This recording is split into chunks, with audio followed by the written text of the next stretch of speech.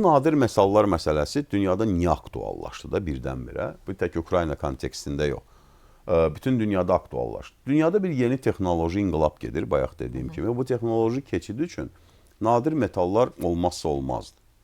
O nadir metallar databazaların yaradılmasında, böyük süni intellekt belə deyək, məlumat emalı müəssisələrinin yaranmasında çox önəmlidir. Yeri gəlmişkən bu süni intellekt də Qırlandiya ilə də bağlıdır. Hamı elə bilir, ora gedirlər, orada nadir metallar var, ona görə o da var. Amma Qırlandiya təbii soyuducudur. Süni intellektin işləməsi üçün milyonlarla kompüter lazımdır və database lazımdır. Onlar soyuq yerdə olur. Ya Qırlandiyada ən soyuq olan məkanlardan təbii soyuducudur da, bildiyiniz soyuducudur. Bir var, məsələn, Floridada tikəsən, bunu soyutmaq üçün, çünki onlar çox qızır, çox enerji istəyir.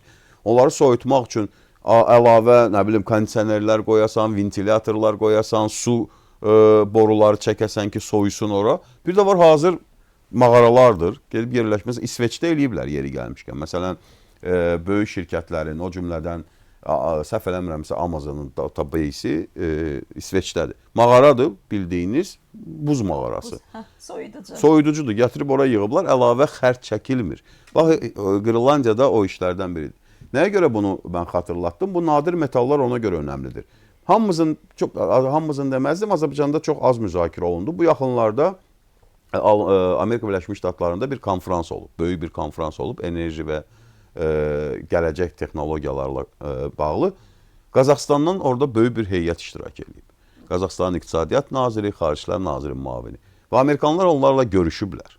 Və Amerikanlar Qazaxıstanda çox böyük nadir metallar olduğunu bilirlər. Qazaxıstan doğrudan da Mendeleyev cədvəlində nə görürsünüz, demək olar ki, hər şey var orada. Uran da var. İndi əgər oranı Amerikanlar işlətməyə başlasalar, bir anlaşmalar olsa, Azərbaycanın önəmi 1-ə 10 artır. Logistika üzərindən, baxımından, ümumiyyətlə Amerikan şirkətlərinin Qazaxıstana çıxış imkanları baxımından. Yəni ona görə də Azərbaycana yeni imkanlar açılır bu baxımdan. Əlbəttə, çünki o orta koridor da ona görədir, həm də ona görədir. Həm logistik yollar ona görədir. Aktao portunun yenidən qurulması, Bakıda Ələt portunun yenidən qurulması, onların hamısı bir-birinə bağlantılı məsələlərdir. Və bu maraqlarımız üst-üstə düşdükcə və Amerikanın indiki administrasiyası da artistlik eləyib başqa demokratik administrasiya kimi insan haqlarını öz maraqları üçün istifadə etmir deyə, artıq bu məsələdə də bir kənar, belə deyək də, maraqların üst-üstə düşməsi var deyə Azərbaycan-Amerika münasibətlərinin yaxın zamanlarda çox belə böyük çiçəklənən bir dövrünü biz görəcəyik, məncə. Və bu da həm də Cənubi Qafqaz üçün də yaxşıdır, Cənubi Qafqazın gələcəyi üçün də yaxşıdır və Azərbaycanın gələcəkdə investisiya cəlb etmə bacarığı üçün də yaxşıdır da.